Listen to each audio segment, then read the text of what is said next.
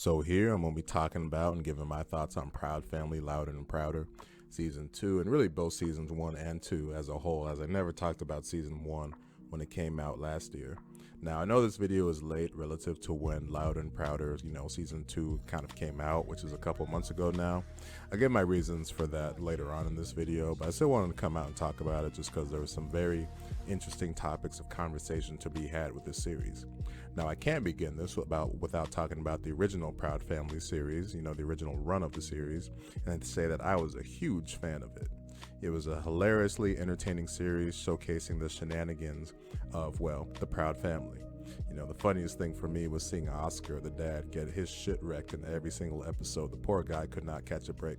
There was just so much funny stuff going on in that series. And lest we forget, the show had plenty of heart, as there was plenty of lessons on family, relationships, or the lack thereof, friendship, typical Disney Channel or kids show stuff, but through a black non-Boondex sort of lens. The show had multiple seasons, a crossover with Lilo and Stitch in the whole Disney animated universe. Aloha! I'm Lilo, and this is my dog, Stitch. Aloha, Lilo. I'm Penny Proud. That's a cute... dog, did you say? And the OG series ended with a movie. A decade and a half later, a revival series / reboot series was announced, and naturally, I was very excited to see things continue. Now, the basic premise of the show, the new show, Louder and Prouder, remained the same, in following the shenanigans of the Proud Family, but now the series moved its setting to modern times, and dealing with modern issues, and Lord knows there's plenty of them to be dealt with in this time. In first getting into some thoughts that apply to both seasons, is that the show's animation style is fantastic. It's a very crisp, sharp, and fluid style, and the coloring is just great. It's a great natural evolution of the original sort of show's run style back from the early 2000s. The best comparison I can make is to the look of something like Kim Possible, just not quite without the same fluidity or level of fluidity, but it still looks great here. In fact, it's so good that when you go back and look at the OG series, it's like, oh man, this style is actually definitely way better, and I like the updated look for the characters here. And speaking of the characters, you can get into sort of how the voice acting is here, which, they brought back pretty much all of the original voice cast here, and all of them work fine for the most part in jumping back into their roles. The adults sound largely the same, with the notable exception being Wizard Kelly. His voice, you can definitely hear that it aged quite a bit. It doesn't quite have the same sort of youthful and vibrantness that it had in that original run, so yeah, that voice wasn't quite the same, even though it was still okay. And as far as the kids, which obviously includes Penny Proud, the main character, and her friends, they still sound fine for the most part. The only one that sounded definitely different was La Cienega. Her voice definitely aged a little bit, but everything else was still good here. Creatively, the only change I might have made was sort of be to change the setting in terms of the school from middle school to high school, because these definitely don't look like any middle schoolers that I knew back in my time over there.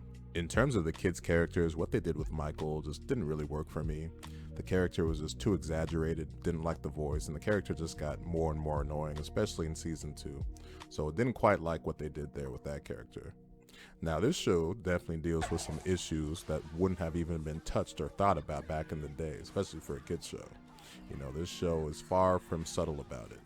Season 1, which was only 7 episodes, has one episode, which was episode 3, dedicated to Maya and KG's adoptive fathers. It's an episode about acceptance, and overall, even though it's something that obviously wouldn't have been done back in the day, I thought it was a solid episode that sort of showcased real issues in terms of this kind of thing. Season 2, a different approach was taken in terms of showcasing more of this kind of stuff, more of a wide range of issues, and it definitely has some stuff that was stirring up some major controversy. Before I even got to start watching season 2, I was hearing all this controversy about, issues that the Proud Family season 2 was bringing up, and I was like, oh man, what exactly was sort of stirring up? I didn't look into the issues because I kind of wanted to be surprised to see what it was for myself, and there were definitely some moments that made me raise an eyebrow and thinking like, oh, this is probably what they were talking about here. At first, when watching the show, I thought the controversy was coming from an episode in which Penny and her friends are giving a presentation on how slaves really built America. While the sort of topic matter kind of is what it is, I think the issue with it was how vicious it came across and how it really just came out of nowhere. You know, there was no prepping for this whatsoever. The whole episode was about something else entirely.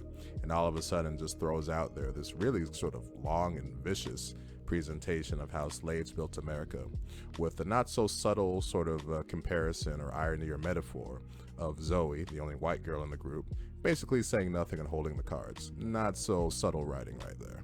While this in itself was a little odd and vicious, it doesn't hold a candle to what one of the next few episodes would deal with in terms of controversy. It was, I believe, episode 6 deals with Penny and her friends sort of turning on Zoe because there's a guy that likes her and he only likes white chicks apparently. Now, there's nothing wrong with dealing with this topic. In fact, I think it's a great topic to deal with because there is that thing that comes up that people, boys or girls, can have a preference to a certain race. The issue here is the message sort of learned at the end of this episode, to where it apparently turns Zoe, or does turn Zoe, into sort of like the villain, into how she's the one that should be vilified for the fact that there's a guy that likes her only because of her race. And the fact that Penny, who does have a boyfriend along with Dejanay, gets mad at her, the whole group gets mad at her. And at the end, Zoe has to sort of leave the guy, sort of dumps the guy or whatever, saying like, okay, yeah, you're right, he only likes me because I'm white. And that's it. And this is a horrific lesson to be teaching kids or just really anything about. What kind of messaging is that? To say that it's wrong to like someone because of their race and it's okay to have your friends turn on you because of that? I don't really understand what the point of this episode was, or I do understand it was just to provide racial division or cause racial division. Just because this messaging really feels like it was from a writer that had this kind of happen to them and sort of writing out their fantasy in terms of their thoughts and feelings and saying that everyone should feel this way. No, they shouldn't. This was a really bad episode in terms of sort of messaging, to where I was waiting for a message to come up to saying like, okay, maybe Penny and her friends sort of learned that, all right, maybe we were sort of wrong for this. But no, treats them as if they were right. And that is horrific messaging, to say the least. Needless to say, my jaw dropped when I saw this episode and the sort of racial division it was causing and sort of stirring up with sort of its messaging, and how just by the end it's just like, really? That's what they came up with?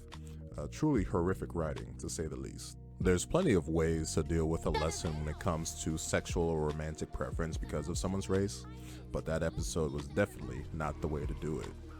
The only other thing in season 2 that would really qualify as controversial comes in actually the final episode, where it's an episode about sort of white fragility. It's an episode where Penny and her friends are sort of trying to get a statue taken down because it's a statue that celebrates someone that was a slave owner. There's a lot of nuance towards this conversation in terms of what's acceptable and not acceptable.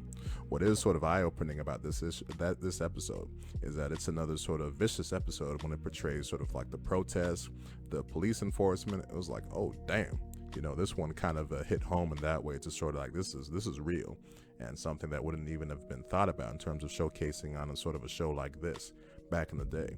But overall, this episode was actually successful in the messaging and what I was trying to prove in terms of showcasing the history, not sort of celebrating hate and all that kind of stuff. Now, when season 2 wasn't sort of stirring up the sort of controversy when it comes to issues such as, you know, sexual, racial preference and stuff like that, it was still entertaining when it came to the good work and sort of what you want to see from the Proud family. You know, as I said, with Proud Family, I always love seeing Oscar get his shit wrecked, even though I do feel bad for him. And sometimes Oscar is just a hilarious guy. I just love Oscar.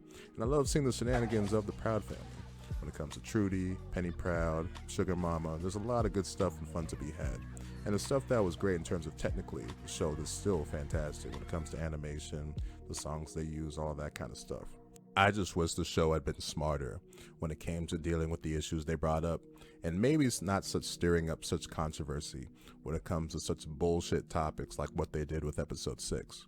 But when the show wasn't dealing with that, it was dealing with a bunch of sort of fun shenanigans and hijinks, the type of stuff that you would have seen in the original run of the Proud Family, like an episode that was sort of nodding back to the Proud Family movie, tying it into that. It's a lot of fun stuff to be had here that it does make it entertaining to watch when the show isn't preaching sort of like bullshit in your face. For me, the highlight of season 2, when it wasn't dealing with controversial topics, was an episode in which Oscar and Trudy are dealing with the fact that BB, the little Afro baby, has autism. The moment where it really becomes a conversation, it just feels so real when it comes to the writing, and the moment where it actually comes up, it's like, wow, This is a really deep and real moment between these characters, Oscar, Trudy, and Penny, just discussing the next steps, what to do.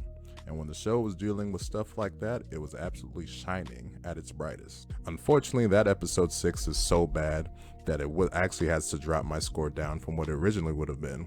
So if I had to rate sort of season 1 and 2 as a whole, it would have been about like a 9 out of 10 for me. There's a lot of good stuff here, but that episode is just so bad in terms of writing. I just can't indulge that kind of thing.